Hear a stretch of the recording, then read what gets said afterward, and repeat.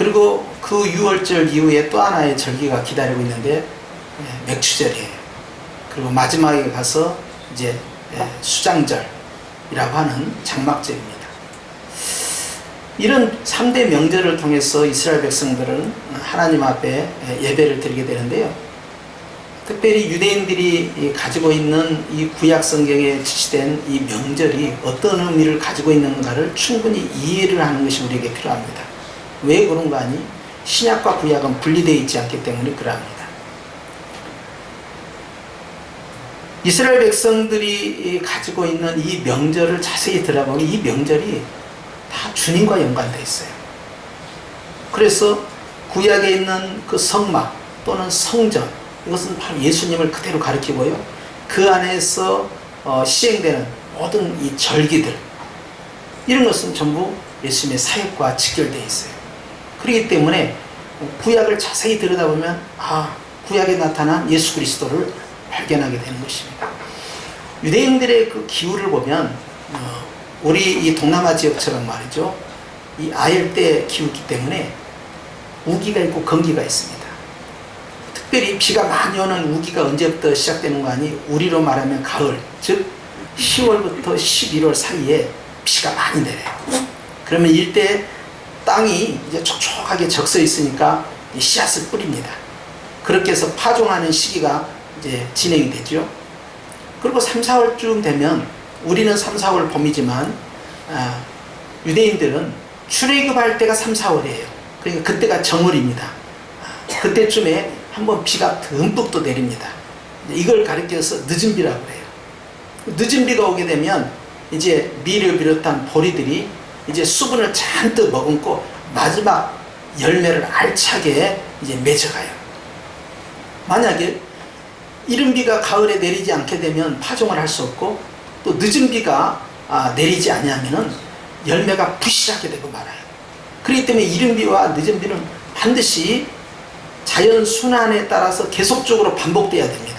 만약 이것이 틀이 깨져버리면 이제 재앙이 시작돼요. 그래서 흉년이 든다. 그것은 바로 가뭄을 의미하는 거예요. 그렇기 때문에 아브라함이 가나안 땅으로 처음에 창세기 12장에 왔을 때 그 온 해에 첫 번째 흉년이 들었다. 그것은 가뭄이 들었다는 것이죠. 자연 순환이 되지 않는다는 것이에요.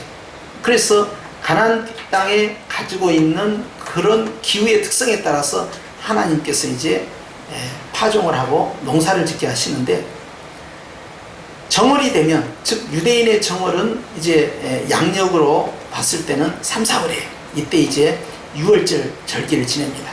하나님께서 우리를 출애굽하셨다. 출애굽하셨던 그 유월절은 우리는 다 알고 있죠. 유월절 어린 양 예수 그리스도 십자가의 죽으심을 다 알고 있어요. 그리고 유월절이 끝나자마자 무교절이 시작됩니다. 무교절이 시작될 때 그 기간 동안에 이제 그 무교절 안에서 이제 자라나는 보리 하나를, 한 단을 베서 하나님 앞에 갖다 드려요. 이게 초식절이에요. 그리고 무교절이 지난 다음에 이제 7일씩 계속 진행이 되는데 7번을 진행합니다. 그러면 49일이 돼요. 그래서 7번 지났다 해서 77절이 이제 되는 것이고, 그리고 50일째가 되는 날 이제 추수를 다 마감을 하고 축제를 하게 됩니다. 즉 추수감사제예요, 이게. 그래서 상반기 추수감사제가 맥추절입니다. 그래서 50일째가 됐다 오순절이라고 부르고요. 그리고 이제 보리를 하나님 앞에 드렸다 해서 맥추감사절이 되는 거예요. 그리고 그 이후에 나서 이 절기를 마친 다음에 곧바로 밀수확을 시작하는 것이죠. 그리고 계속 가을까지 이어져서 이제 많은 수확물을 거둬들여서 그것을 저장을 전부합니다. 그것이 이제 수장절. 근데 수장절을 할 때 이스라엘 백성이 광야에서 천막을 치고 살았잖아요, 40년간. 그걸 잊지 말자 해서 한 것이 장막절이라고 하기도 하는 거예요. 자, 이런 여러 가지 절기 가운데 보면은 맥추절은 부활의 첫 열매다고 우리는 다 알고 있어요. 자, 맥추절은 다른 말로 오순절이라고 하죠. 성령께서 교회를 세우신 날이에요. 자, 이 주일이 예수님의 부활과 직결됐다는 걸 다 알고 있죠. 주일이 부활절입니다. 그리고 주일이 맥추절이에요. 이 주일이 부활의 첫 열매가 되기 때문에. 그래서 신약의 입장에서는 주일이나 부활절이나 맥추절이나 심지어 오순절 전부 하나로 연결되어 있어요.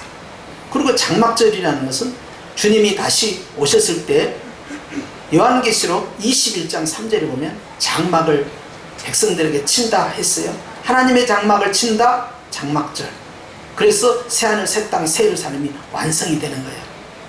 그래서 백성들이 쳤던, 광야에서 쳤던 그 초막절 또는 그 장막절이 예수님의 재림을 통해 완성이 되는 거예요. 광야 인생이 끝나는 것이죠. 그러니까 전부 예수님과 직결되어 있어요.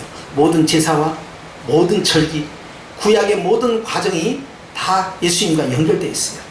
자, 그런 과정 가운데서 주님께서 이제 이 맥추절에 대해서 오늘 말씀을 주신 거예요. 우리는 구약에 있는 모든 절기와 제사가 예수님 안에 다 완성이 됐다고 그랬죠. 그래서 주일이 맥추절이요, 주일이 오순절이요, 주일이 부활절이라는 걸 말씀을 드렸잖아요. 자, 그런데 이 맥추절 또는 오순절, 부활절, 이것이 전부 하나로 이제 맞물려 들어갔는데, 특별히 오순절하고 맥추절은 날짜가 같아야 될 거 아니에요. 그런데 성령 강림주일은 우리가 벌써 한 달 전에 이미 보냈고, 오늘 7월 이제 첫 주가 되니까 한국교회가 맥추절로 드려요. 보리 농사를 하기 때문에 맥추절로 한 것이 아니라 구약의 모든 제사와 절기는 다 예수님 안에서 완성이 됐기 때문에 그것을 반복할 이유가 없어요. 그래서 오늘 우리가 맥주 감사 드리는 것은 구약 성경에 나와 있는 그 맥추절이 아닙니다. 그 예수님 안에서 부활을 통하여 다 완성이 된 거예요. 그러면 이것이 무슨 의미를 가지고 있느냐? 그것은 하나님 앞에 감사하는 절기로 지내는 거예요. 그런데 어떤 감사냐? 상반기 감사입니다. 그렇기 때문에 오순절과 똑같이 맞춰서 매출로 하지 않고 그것을 5월 말이나 6월 초순에 있는 이 성령 강림절을 분리를 시켜서 7월 첫 주에 집어넣고 지난 6개월 동안 지켜주셔서 감사합니다 하고 한국교회가 감사하고, 나머지 이제 하반기 하나님 지켜주시옵소서 하고, 그러고 나서 11월 달에 추수감사가 될 때 1년 동안 지켜주셔서 감사하고, 1년 동안 주님께서 일용할 양식과 필요한 물질을 주셔서 감사합니다 하고 추수감사를 드리니까, 우리는 하나님 앞에 추수감사를 1년에 몇 번 합니까? 2번을 하는 거예요. 그래서 상반기 하반기 둘로 나눠지는 거예요. 주님께서 이 맥추절을 통하여서 우리에게 깨닫게 하시는 말씀이 있습니다. 고린도전서 15장 이 부활장을 통해서 주님이 우리에게 주신 말씀은, 예수 그리스도는 잠자는 자들의 첫 열매가 되었다. 그리고 그 첫 열매는 예수 그리스도다 하는 것을 강조하십니다. 그러니까 농사로만 생각했던, 보리 추수한 것에 대한 감사로 생각했던 맥추절, 그래서 보리 추수를 다 마치고 마감을 한 다음에 주님 추수를 잘 마치게 해주셔서 감사합니다 할렐루야 이렇게 했던 그 맥추절이 알고 보니까 예수님의 부활과 연결되어 있고, 열심히 추수를 해서 알곡을 걷어가지고 하나님 앞에 영광을 드렸던 그 보리의 알곡이 결국은 교회와 직결되어 있더라는 거예요. 그러니까 여러분 요한계시록 14장에 보면 이한낫이 나오는데 두 종류의 이한낫이 나와요. 하나의 이한낫은요, 하나님 앞에 심판의 이한낫으로 나오고요. 또 하나는요, 천사가 휘두르는데 알곡들만 모아서 천국 창고에 집어넣는 이한낫이 나와요. 알고 보니까 구약에 있는 알곡이 성도였던 거예요. 신약을 통해서 구약을 보는 것입니다. 그래서 구약에 있었던 내용들이 이제 명료해진 거예요. 심지어는 바다를 지나간 것이 기적의 하나님의 사건이다 라고 생각했는데, 사도 바울은 그것이 바로 영적 세례다, 너희가 홍해바다를 지난 것은 세례받은 것이다, 그것이 그런 의미를 가지고 있었구나. 반석에서 물이 턱 터지니까 야, 반석에서 물이 나왔다 그래서 살았다 라고 했는데, 그 반석이 예수 그리스도다 해석을 해주는 거예요.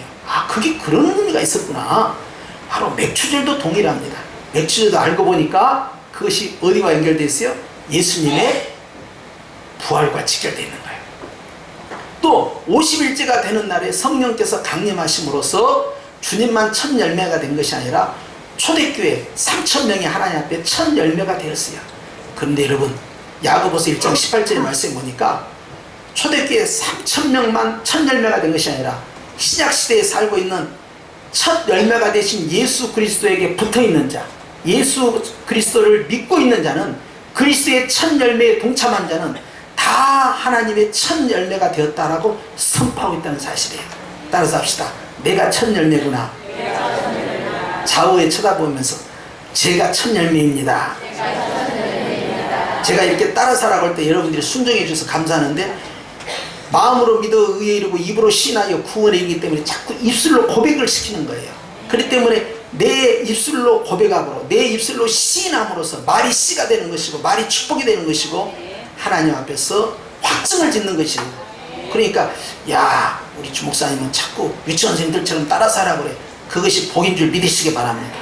그래서 주님께서 첫 열매를 삼으셨는데, 이 맥주제를 드릴 때, 즉 이 부활절을 드릴 때, 즉 이 주일 예배를 드릴 때, 즉 이 오순절 예배를 드릴 때, 즉 성령 강림 주일 예배를 드릴 때 전부 똑같은 일맥상통이에요. 맥락이 같은 내용이에요. 자, 상반기에 대한 감사를 드리면서 구약의 맥주제를 보니까 어떻게 하나님께 드렸는가 하는 걸 보니까, 먼저는 따라서 합시다. 흔들었다. 뭐 했다고요? 흔들었다는 거야. 여러분, 흔드는 것을 가리켜서 그걸 요제라고 합니다. 요동한다 할 때 요자 있죠? 흔들어대는 거예요. 흔들지 않고 번쩍 들어서 제물을 들어서 주여 받아주시옵소서 라는 제사법을 썼다. 그러면 거제라고 해요. 신약에서는 이걸 거수기도라고 합니다. 남자들은 분노를 그치고 두 손을 들고 나라와 방백들을 위하여 기도하라 한 거예요. 이게 바로 거제에서 나온 거예요. 하나님께 손을 들어 올림으로 주여 나를 받아주시옵소서 라고 헌신하는 거죠. 요제는 어떻습니까? 흔들어대는 거예요. 올렸다 내렸다 하기도 하고 들어서 흔들어대기는 거예요. 야, 이것이 무엇일까? 이건 춤추는 겁니다. 그렇기 때문에 이스라엘 백성들은 이 맥주절 당일이 되면요 전부 춤을 추는데, 누가 추냐? 여자가 추는 것이 아니라 남자가 추는 거예요. 믿음이 좋은 사람이 추는 거예요. 유대인들이 추는 거예요. 그렇기 때문에 다윗이 하나님 앞에서 언약궤를 가지고 돌아올 때 그가 앞에서 백성을 대표해서, 나라를 대표해서, 유대인의 남자를 대표해서 가장 앞장서서 하나님 앞에 얼마나 혼신을 다하여 춤을 췄는지, 바지가 내려갈 정도로 왕이면서도 하나님 앞에 열정을 다해서 춤을 췄는데, 그게 뭐냐면 그게 요제입니다. 하나님 앞에 드려지는 몸 찬양이에요. 그렇기 때문에 우리가 손을 들고 찬양한다든지 율동을 한다든지 하는 것은 전부 영적인 요제가 되는 거예요. 이것이 요제 찬양이에요. 그래서 내 몸을 다하여 주님 앞에 드리는 것이죠. 제사장들은 하나님 앞에서 이제 무교절이 시작되면요 밭에 나가서요 보리를 한 볏짚 딱 가지고 와요. 그러면 그걸 제사장이 들어서 하나님 앞에서 그걸 흔들어서 올립니다. 그리고 여기에 만든 이 떡 두 덩이를 가지고 떡 두 덩이로 들어 올려서 흔들어대는 거예요. 이제 이 떡 두 덩이가 어떤 의미를 가지고 있느냐라고 했을 때, 보통 학자들은 이것이 바로 이 구약의 백성과 신약의 백성, 또는 유대인과 이방인 백성을 합쳐서 두 덩이로 해석들을 많이 해요. 어찌됐든 이 두 덩이를 놓고 흔들어댄다는 거예요. 뭐 한다고요? 흔들어대는 거예요. 그러니까 보통 사람들이 생각하기에 왕이나 높은 사람은 가만히 구경하고 이제 춤추는 여자들이 나와서 춤을 추고 그런 거라고 생각하잖아요. 그렇잖아요. 하나님 앞에서의 제사는 유대인 남자들이, 그 엄숙하고 근엄한 사람들이, 이런 사람들이 와서 흔들어대는데, 이스라엘 백성들 가운데서 가장 경건하고 폼을 잡는 사람이 누구냐? 제사장 아닙니까? 근데 제사장이 흔들어대는 거예요. 왕도 흔들어대는 겁니다. 왕 같은 제사장인 우리는 어떻게 해야 되겠어요? 흔들어대야 돼요. 찬양을 할 때 내 마음이 흔들려야 되고, 내 몸이 흔들리고, 내 삶이 울림이 있어야 된다 이거예요. 할렐루야. 그래서 찬양의 가사가 나의 삶의 모습이 돼야 돼요. 그것이 영적 요새가 되는 거예요. 이게 맥주절의 방법이에요. 이것이 바로 오순절입니다. 이것이 성령 강림절이에요. 이것이 부활절이에요. 이것이 바로 기쁨의 제사가 되는 거예요. 할렐루야. 저는 몸치입니다.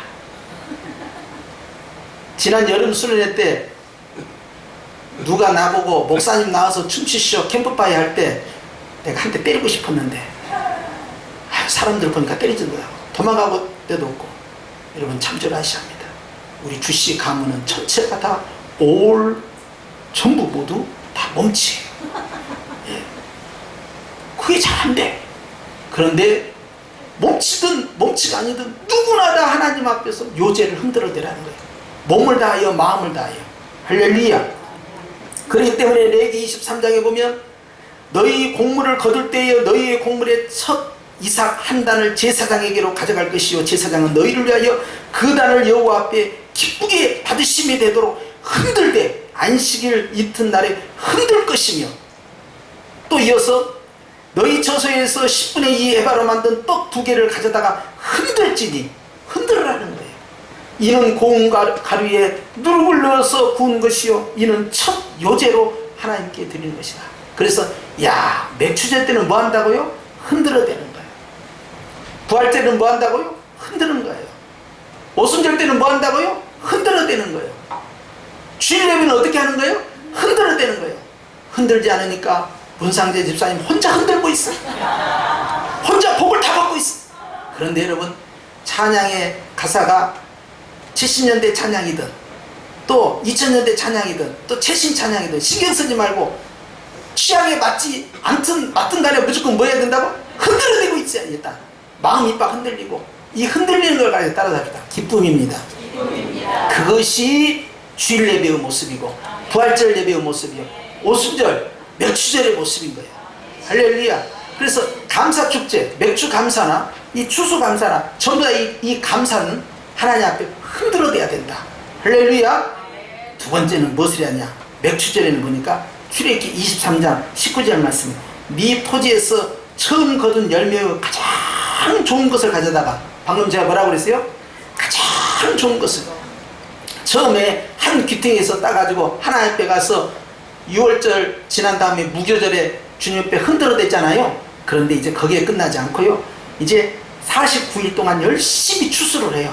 추수해가지고 그 추수한 가운데서 최상의 상품 1등급을 갖다가 하나님 앞에 이제 50일째 되는 날 딱 드리는데 가장 좋은 것을 드리라는 거예요. 뭘 드리라고요?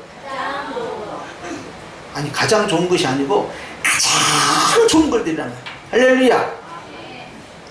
여러분, 제가 여러분에게 자주 말씀을 드리지만 하나님 앞에 극상품 최상의 것을 드리는 그 첫 번째 인물은 바로 내 자신이 돼야 돼요. 할렐루야. 근데 예배 드리러 올 때 내 영적 상태가 어떻게 해야 되겠어요? 최상의 상태를 유지해야 돼. 컨디셔널, 영적 컨디셔널. 예? 막 마음이 슬프다든지 막 우울하다든지 괴롭다든지 이런 것은요, 이 계단 올라오면서 막 다 내려놔야 돼. 막 내려놔야 돼. 다 내려놓고 주님 앞에서 내가 최상의 모습으로 주님을 내가 뵙는 거예요. 할렐루야. 그러면 내가 내려놓는 문제들 주님께서 하나하나 다 해결해 주시는 것입니다.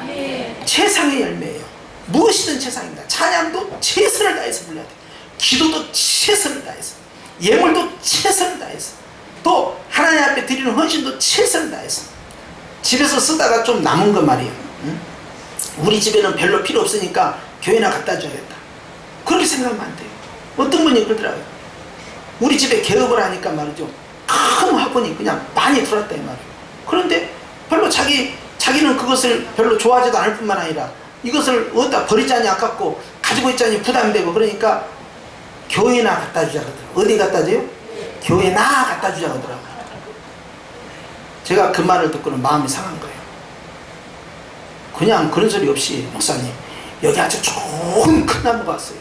그런데 이렇게 좋고 아름다운 나무를 우리 집에다 놓으면 되겠습니까? 하나님의 성전에 갖다 놔야지.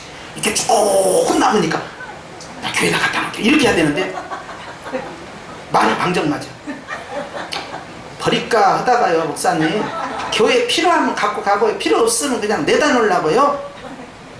그냥 내다 놓으세요. 그냥 내다 놔. 그 일만 생각하면 내가 막 화가 나기 시작하는 거예요. 응? 그러니까 말라기 선지자가 말을 했어요. 야, 그렇게 네가 하나님 앞에 예물 드린 그대로 네 총독한테 한번 예물 드려봐라. 총독이 무척이나 이쁘다고 하겠다. 비틀비틀한 거, 비실비실 그냥 깡마른 거, 형편없는 거, 그거 갖다가 총독한테 드려봐. 상 주겠냐? 나를 조롱했다고 가만두지 않을 것이다. 근데 하나님한테 그렇게 하신다. 여러분, 대통령에게 준 것 그 이상으로 정성을 다하는 것이 예배입니다. 주님이 우리를 어떻게 사랑했는데요?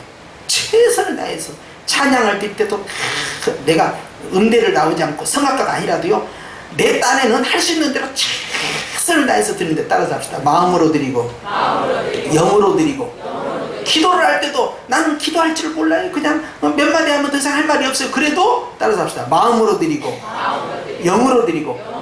사도 바울은 찬양과 기도는 마음으로 드리고 영으로 드리라는 거예요. 육으로 드리지 말라는 거예요. 기술력으로 드리지 말라는 거예요. 여러분, 주님께서는 우리의 마음의 중심을 보시는 것입니다. 그러니까 최상의 예물을 드리라는 것이에요. 이것이 맥추절의 이제 두 번째 모습이에요.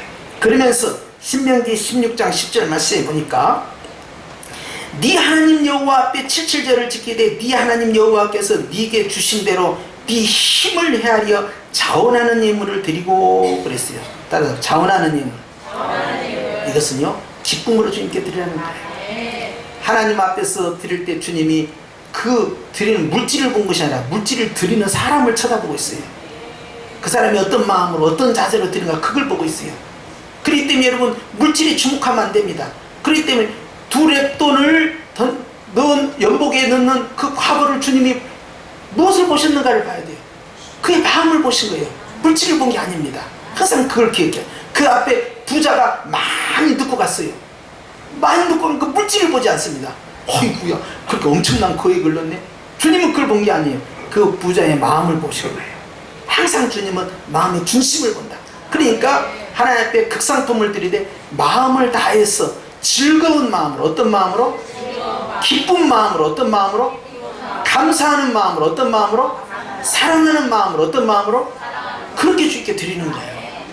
그러니까 매 주일마다, 매 주일이 부활절이요, 매 주일이 맥추절이요, 매 주일이 오순절이에요. 할렐루야. 매 주일이 감사 축제가 되는 것입니다. 바로 이 첫 열매가 왜 중요한 게 아니? 따라서 장자의 축복과 항상 첫 번째가 하나님의 것이라는 걸 우리가 알고 있잖아요. 하나님의 것이다 그 말은 하나님께서요, 내 것은 네 것이고 네 것은 내 것이다 그 뜻이에요. 그렇기 때문에 장자의 축복권을 받았다, 첫 열매의 축복권을 받았다, 하나님의 소유라는 것, 하나님이 책임지고 하나님의 모든 것을 그 첫 번째다 쏟아붓는 거예요. 그렇기 때문에 항상 첫 번째가 중요한 것이죠. 여리고 성이 왜 여호수아에 의해서 하나님 앞에 연락이 되었습니까? 그것이 가나안 땅의 첫 번째 재물이 되는 거예요. 그렇기 때문에 항상 주님은 첫 번째를 보는 겁니다. 일주일 가운데 첫날이 언제입니까? 주일이에요. 첫날은 주님의 것이다. 첫날 주님의 것이다. 첫날 주님이 복을 주시겠다는 거예요. 첫날 주님의 것이라는 것은 주님이 책임지겠다는 것이고, 따라서 합시다. 나머지 것도 주님이 하십니다. 그렇기 때문에 항상 첫날 예배드리고, 또 1년의 첫날, 또 그 달의 첫날, 그 주의 첫날, 하루의 첫날을 계속 주님께 드리는 거예요. 그것은 다 주님의 것이라는 거죠. 주님이 책임져 달라는 것입니다. 감사함으로 그와 같이 즐거운 마음으로 주님께 드리는 것이 맥추절의 두 번째 모습이었어요. 그럼 세 번째 모습은 어떠냐? 따라서 합시다. 세 번째는 다 함께 드리는 것이다. 어떻게 드리는 것이다? 다 함께 드리는 거예요. 혼자 1대1로 나만 하나님 앞에 드리면 된다가 아니에요. 주님께서는요, 신명기 16장 11절 말씀에 너뿐만 아니라 네 자녀, 노비, 성중에 있는 내인, 너희 중에 있는 지나가는 나그네, 고아, 과부와 함께 드리라는 거예요. 여러분, 6월절은요 가족들이 됩니다. 온 가족들이 함께 어린 양의 고기를 이 불에 구워서 그걸 쓴나물과 함께 급히 먹는 방식이에요. 자, 온 가족이 함께하는 축제가 뭐냐? 민족적이면서도 가족적인 게 뭐냐? 그것이 바로 6월절이에요. 그런데 맥추절은 어떻게 하냐? 온 가족과 함께 하면서요, 온 사회적, 국가적으로 드리는 건데요, 특별히 내가 챙기지 않으면 안 될 것 같은 사람들이 있어요. 그게 노비입니다. 노비, 종. 그 다음에 지나가는 나그네예요. 이방인이에요. 자기 경내를 지나가는 사람. 그 다음에 외롭게 사는 과부나 돌볼 사람이 없는 고아. 오늘날로 말하면 노숙자와 같은 분들이죠. 이 모든 사람들을 책임져서 함께 온 국가적으로 사회적으로 함께 드리는 축제가 뭐냐? 그것이 바로 맥추절이에요. 이 맥추절이 언제 드린다고요? 주일날 드린다니까. 언제 드린다고요? 이 주일이 바로 영적 맥추절이고, 이날이 바로 영적 부활절인 거예요. 그렇기 때문에 매 주일마다 우리는 하나님 앞에서 혼자 예배드리는 것이 아니라 어떻게 예배드려야 돼요? 다 같이 예배드려야 돼요. 그런데 가족들 보고 교회 가자 하면 가요 안 가요? 안 가는 경우가 있어요 없어요? 있어요. 또 어떤 사람은 나는 다니는 교회가 있으니까 다른 교회 가겠다, 이런 사람도 있어요. 그럴 때 여러분 주님 앞에서 기도하십시오. 주님, 제가 같은 자리에서 같은 시간에 함께 하나님 앞에 주일 맥주절을, 주일 부활절을, 주일 예배를 드리기를 원합니다 라고 기도하십시오. 목사님, 우리 교회는 작으니까 애들이 큰 교회로 간대요. 여러분, 그 말을 인정하면 안 돼요. 시스템으로 교회가 움직이는 게 아닙니다. 사람으로 움직이는 거예요. 아멘을 안 한다 이거죠. 그래요. 네. 자, 이제 내가 이제 심각해졌어요. 여러분, 마국간 예배가 하나님 앞에 상달되었습니까? 헤롯의 성전 예배가 하나님께 상달되었습니까? 마국간 예배가 상달된 이유는 딱 하나밖에 없어요. 예수님이 그곳에 계셨기 때문이에요. 시스템이라고요? 우리보다 형편없는 개척교회, 상가 지하교회, 열댓 명 모이는 교회, 지금 이 시간에 동시에 예배드리고 있습니다. 전국에서. 전국에 있는 5만 교회 이상 그 교회들 가운데 적어도 절반 이상이 다 30명 미만의 교회들이에요. 주님이 어디에 임하실 것 같습니까? 여러분, 주목하셔야 돼요. 미혹되면 안 됩니다. 주님을 모신 곳에 계신 거예요. 그런데 여러분, 우리는 너무나 편리주의에 따라 하나님의 진심을 알아보지보다는 가족에게 가장 중요한 것은요, 문화 환경이 아닙니다. 우리에게는 사랑의 하나됨이 더 중요한 거예요. 영적으로 하나 되지 않냐면요, 말씀이 전부 틀리게 나갈 수밖에 없는 거예요. 그러니까 분열이 일어나는 거예요. 생각이 같지 않습니다. 지향하는 바가 같지 않아요. 어떤 점이 강조점이가 다를 수밖에 없는 거예요. 먹는 것이 다르는데 성장이 어떻게 동일할 수가 있습니까? 다르다는 것이에요. 그렇기 때문에 가족들과 함께하는 예배를 원하는, 또 내 주변에 있는 사람들과 함께하는 예배를 원하는, 또 어려운 사람들과 함께하기를 원하는 성도들은 하나님 앞에서 기도하는 거예요. 그 마음에 소원을 주시면요, 그 소원대로 행하시는 이는 우리 성령 하나님이시에요. 마음의 소원을 그림을 그리는 사람이 있었어요. 하나님 앞에서 기도할 때마다 상상을 하는 거예요. 주님, 우리 가족이 함께 예배드리는 그날을 제가 기억하나이다. 그리고 늘 그것을 그림을 그렸어요. 여러분, 그 그림이 그의 소원이 되어서 응답이 된 줄로 믿으시기 바랍니다. 여러분이 어쩌다가 출타해서 다른 교회 가서 예배드리는 거하고 일상적으로 가족들이 전부 뿔뿔이 흩어서 예배드리는 건 전혀 다른 거예요. 이제 우리는 하나의 예배로 몰아가야 됩니다. 가정이 하나의 신앙으로 하나의 예배로 들어갈 때 이 맥주절이 그 안에서 진행이 되는 거예요. 그렇기 때문에 여러분, 성경대로 예배드리자는 거예요. 세계적으로 가장 강력한 교회가 화란입니다. 화란은 개혁주의의 본산이에요. 네덜란드 말입니다. 그 가운데서요, 중남부 지역은 이미 동성애에 빠져서 많이 타락했지만 중북부 지역은요, 거기에는 철저히 개혁신학을 가지고 유지해 나갑니다. 제가 그 예배에 대해서 아는 분에게 물었어요. 그들은 예배를 어떻게 드립니까? 그들은 온 가족이 함께 예배 드린대요. 아이들이 떠들지 않습니까? 아이들이 떠드는 법이 없다. 떠들어도 상관이 없지만 떠드는 법이 없다. 그러면 식사는 같이 하겠죠. 서양 교회들도 같이 샌드위치나 뭐 여러 가지 비슷하게 갖다 놓고 식사하지 않습니까? 식사는 같이 하겠죠. 식사는 같이 하지 않는데요.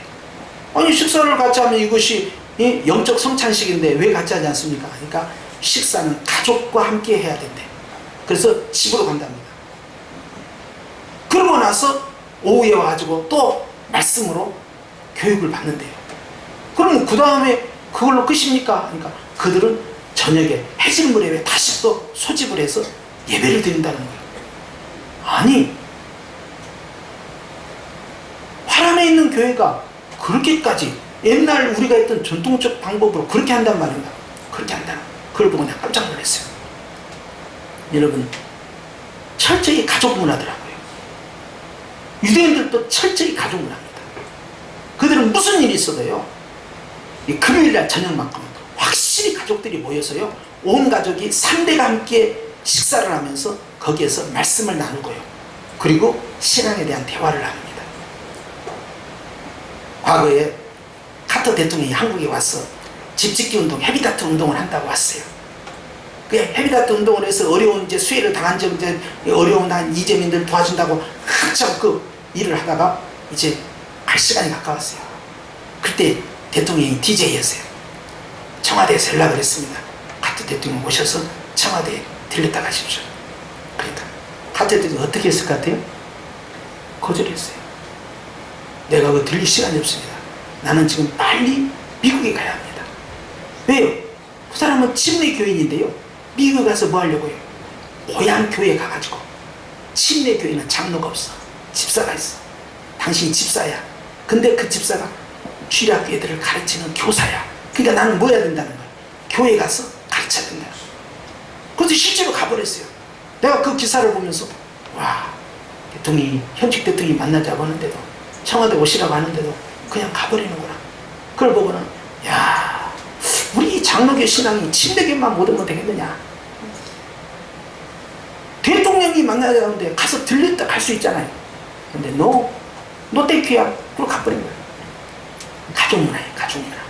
여러분, 맥주절은요, 온 가족이 함께하고요, 내가 국률이 여길 자들과 함께하는 축제가 바로 맥주절 축제인데, 이것이 바로 주일입니다. 이것이 바로 영적 부활절이에요.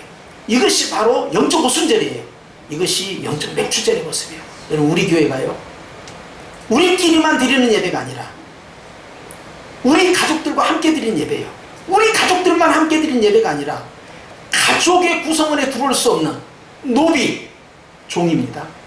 그리고 소외받는 사회적 약자들까지 품을 수 있는 그러한 그리스도의 공동체가 되기를 주님을 축원합니다. 이것이 바로 주님이 누구든지 다 내게로 오라, 내가 너희를 쉬게 하리라 말씀하신 거예요. 사랑하는 성도 여러분, 오늘 우리는 이 맥주 감사주일로 상반기를 감사하면서 하반기를 열어갑니다. 그러면서 우리는 기억합니다.